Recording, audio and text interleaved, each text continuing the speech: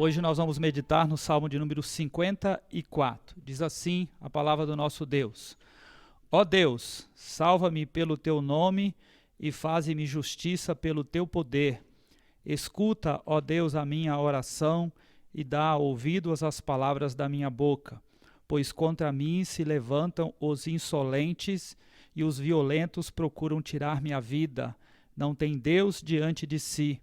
Eis que Deus é o meu ajudador, o Senhor é quem me sustenta a vida. Ele retribuirá o mal aos meus opressores, por tua fidelidade dá cabo deles. Oferecer-te-ei voluntariamente sacrifícios. Louvarei o teu nome, ó Senhor, porque é bom, pois me livrou de todas as tribulações e os meus olhos se enchem com a ruína dos meus inimigos. Nós queremos pensar na seguinte grande ideia: reações de um servo de Deus diante da infidelidade. Reações de um servo de Deus diante da infidelidade. Antigamente era normal, no campo do direito penal, uma pessoa matar a outra em caso de infidelidade, em caso de traição. Ele alegava legítima defesa. Por exemplo, um marido traído pela esposa poderia matá-la ou o amante e ir diante dos tribunais e alegar inocência. Diria que o fez em legítima defesa da honra. Há inúmeros casos de pessoas que foram absolvidas. Graças a Deus, esse argumento hoje é rejeitado pelos juristas. Mas antigamente os jurados achavam que o réu desonrado tinha o direito de matar a vítima. Hoje é considerado feminicídio quando o atentado é relativo a um marido que mata sua esposa. Isso independe das alegações que levou a tal barbárie, até porque não existe motivo aceito para tal crime. A Bíblia também narra casos de infidelidade, casos de traições. Um deles é o pano de fundo da composição do Salmo 54. Nesse caso, a infidelidade não foi entre cônjuges, mas entre israelitas da mesma tribo.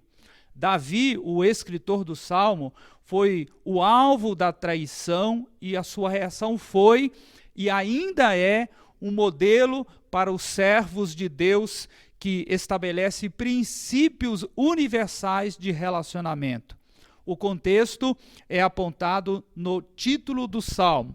Diz assim: quando vieram os zifeus e disseram a Saul: acaso não está Davi conosco? Talvez a sua versão apareça a palavra homiziado, que quer dizer oculto, que se esconde ou que está fugindo da justiça. Com essa menção, fica fácil associar o Salmo aos episódios narrados no primeiro livro de Samuel, no capítulo 23 até o capítulo de número 26.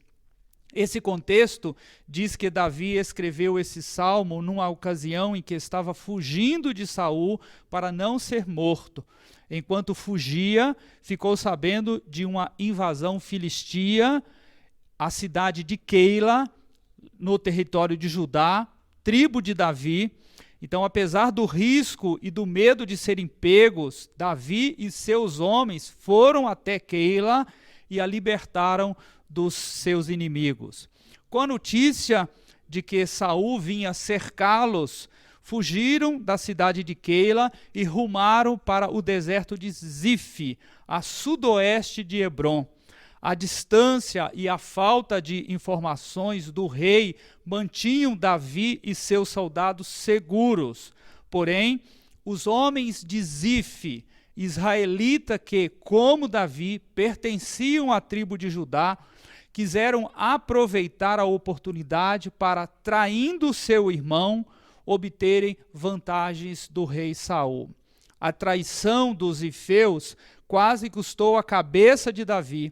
O pior só não aconteceu porque os filisteus lançaram outro ataque contra Saul, contra o território de Israel, e Saul teve de abandonar a caçada a Davi para combater os inimigos, os filisteus.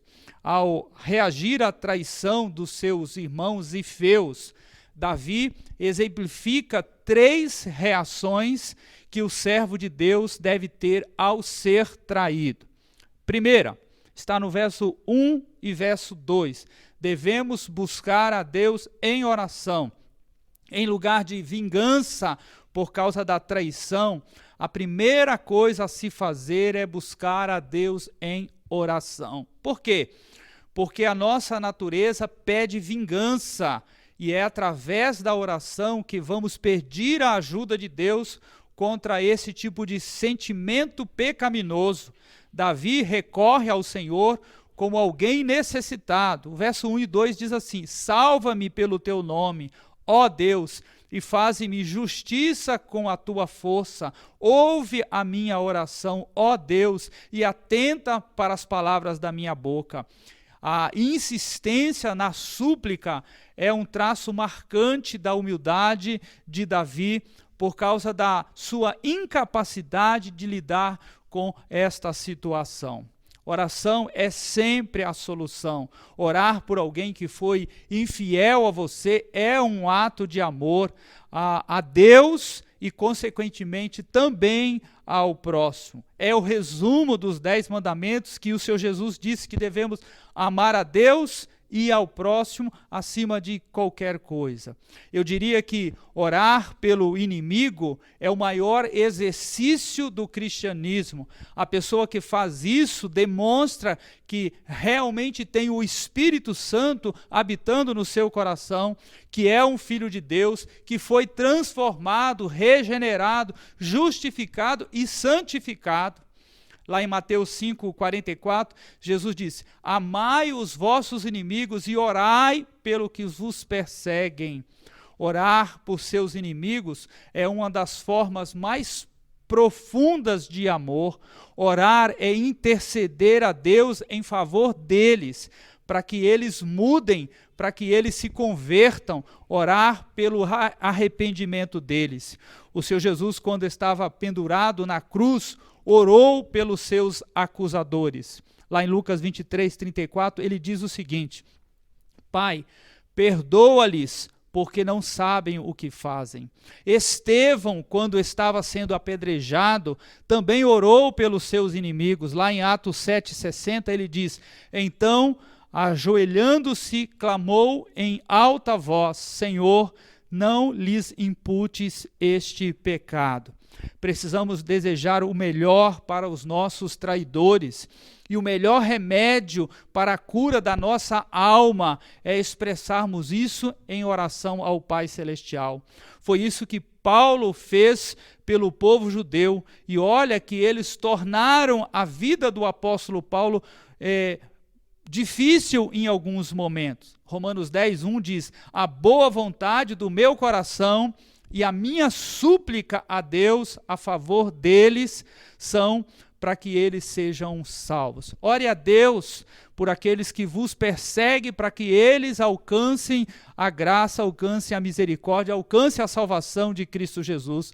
Davi, independentemente do que os zifeus fizeram, estava confiando sua vida à pessoa de Deus, aquele que cuidava dele. Por isso ele orou pedindo a intervenção divina naquele momento. Tanto é que os filisteus haviam invadido os territórios de Israel naquele exato momento, e Saul teve que abandonar a caçada a Davi para que ele novamente retornasse à espreita com os filisteus. Um detalhe importante no texto de 1 Samuel 23:28 é que aquele lugar passou a se chamar Pedra de Escape. Eu creio que isso aconteceu por causa da oração de Davi e não por acaso ou coincidência. Pergunta: você se acha capaz por si só de lidar com uma situação como esta que Davi lidou? Eu creio que não.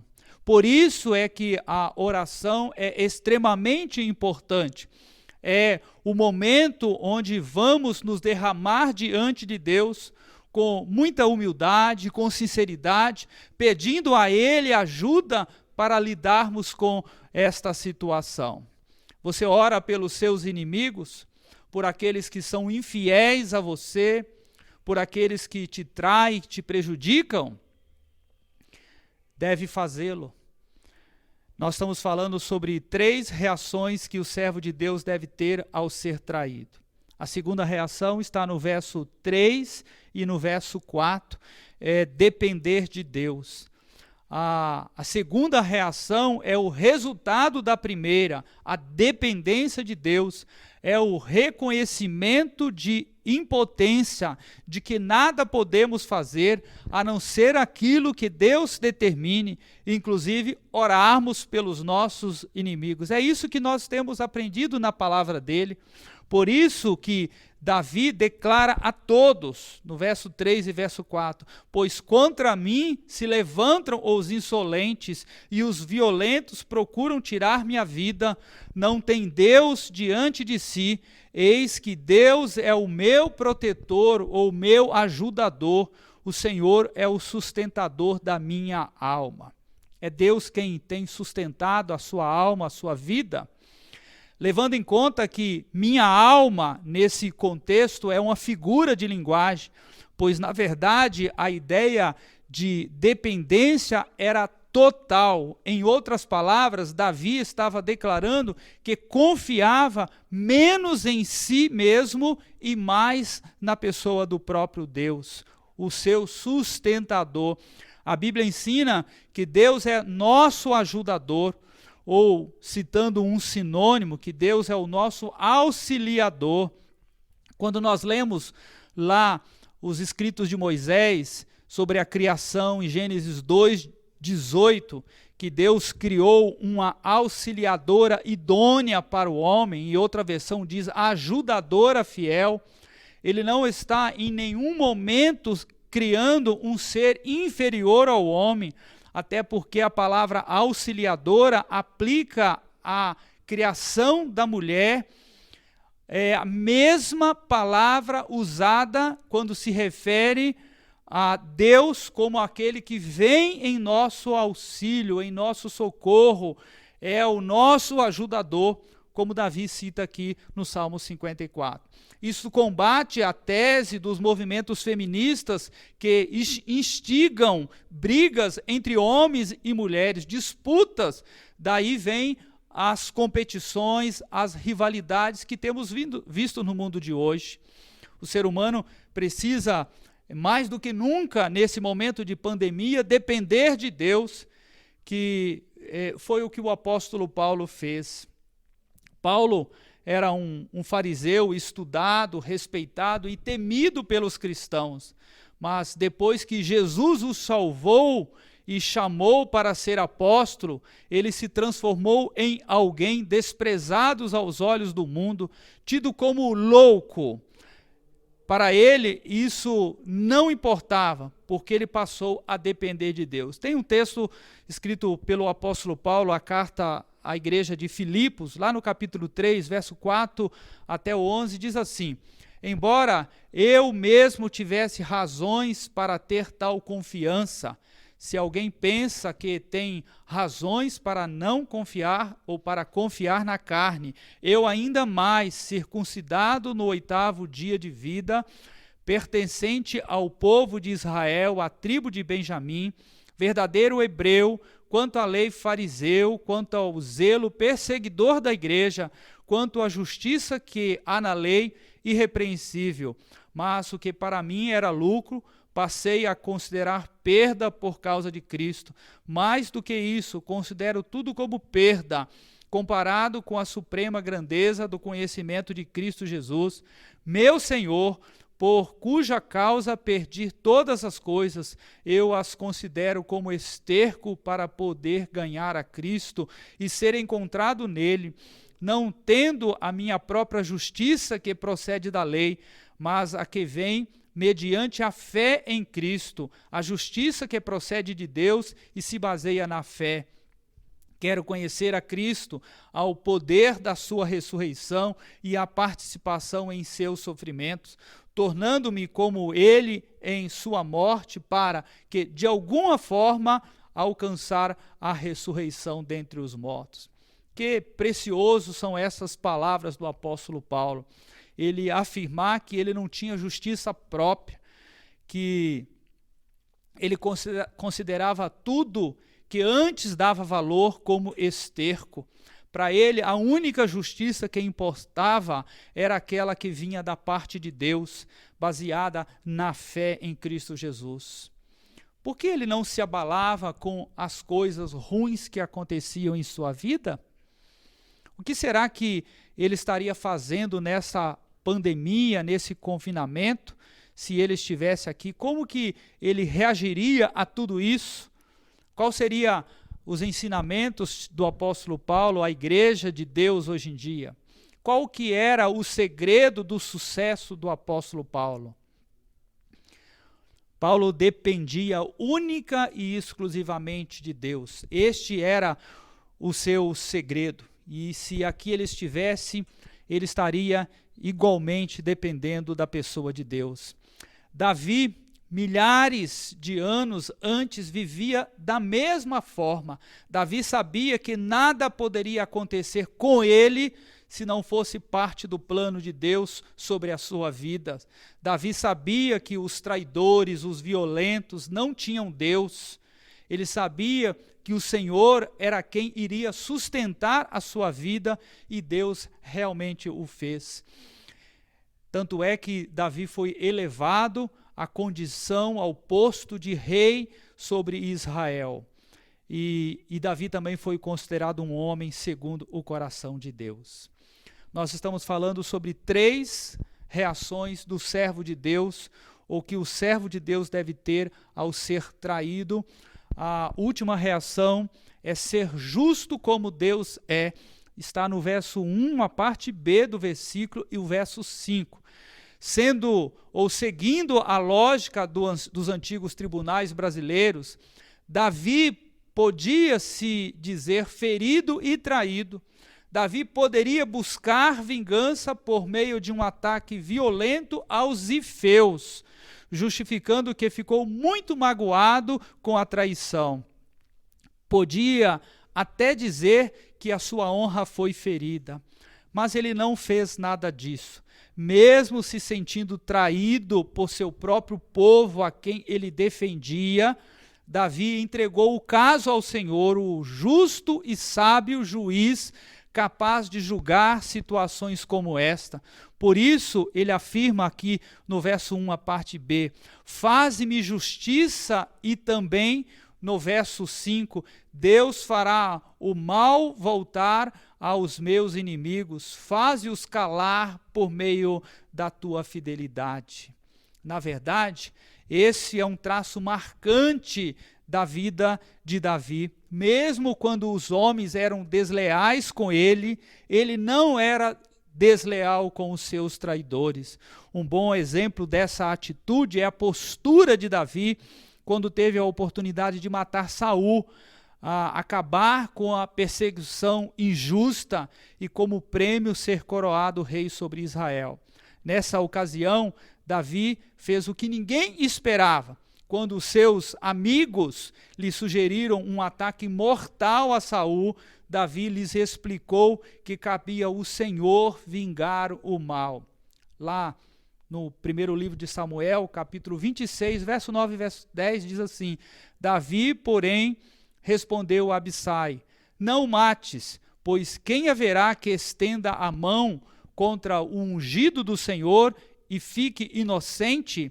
Acrescentou Davi: tão certo como vive o Senhor, este o ferirá, ou o seu dia chegará em que morra, ou em que, descendo a batalha, seja morto. O próprio Senhor Jesus apresentou a mesma disposição de manter a justiça, entregando tudo a Deus. 1 Pedro 2:23 diz assim: pois ele, quando ultrajado, não revidava com ultraje. quando maltratado, não fazia ameaças, mas entregava-se àquele que julga retamente. Aquele que julga retamente é a pessoa do Deus Todo-Poderoso. Ele também ensinou que se alguém batesse numa face, deveria dar a outra face. Não de forma literal, é claro, mas tendo uma atitude diferente para com aqueles que te ofenderam, para o bem deles, sempre para o bem deles. Paulo escreveu aos Romanos que devemos pagar o mal com o bem, é um princípio completamente oposto ao que o mundo prega hoje. Não se deixe vencer pelo mal, mas vençam o mal com o bem. O mundo diz, devolva na mesma moeda, e a palavra do nosso Deus diz, dê a outra face. Tanto Davi, quanto Paulo, como o Senhor Jesus, rejeitaram a tese da legítima defesa da honra, utilizada para acobertar uma vingança. É disso que o mundo está precisando hoje em dia.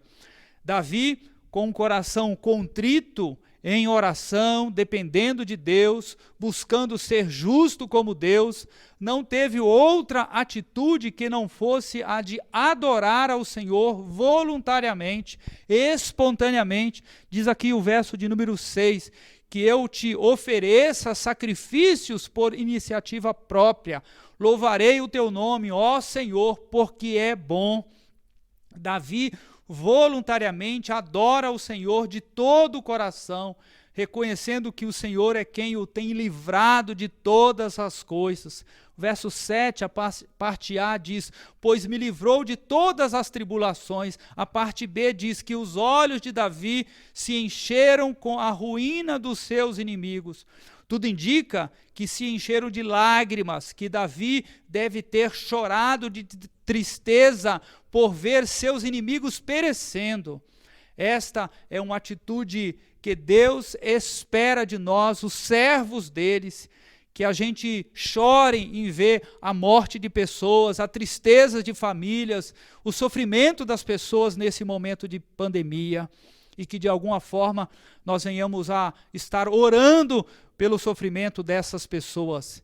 Quem já passou por dissabores e decepções com pessoas próximas, sabe o que significa o que Davi passou neste episódio da sua vida. Oxalá que as nossas reações sejam as mesmas que Davi teve.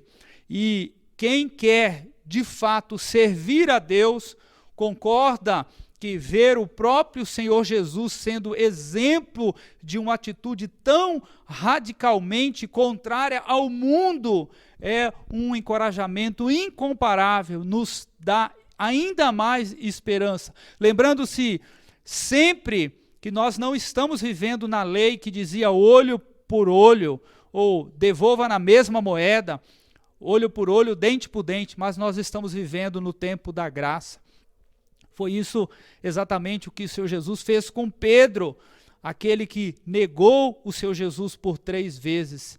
E o Senhor Jesus então se volta para ele, o perdoa, ele se arrepende, a vida de Pedro é transformada e ele passa a servir o Senhor Jesus e ele é usado de forma esplêndida, maravilhosa nas mãos do Senhor. É isso que ele quer fazer com as nossas vidas, é isso que ele tem feito por nós. Portanto, também devemos fazer isso pelo nosso próximo. Que Deus nos ajude a sermos justos como ele é, a depender dele, como Davi dependeu, e o buscar em oração para que as injustiças que cometam contra nós sejam julgadas pelo próprio Deus. Lembrando, a Deus pertence a vingança. Que Deus nos abençoe, em nome de Jesus. Amém.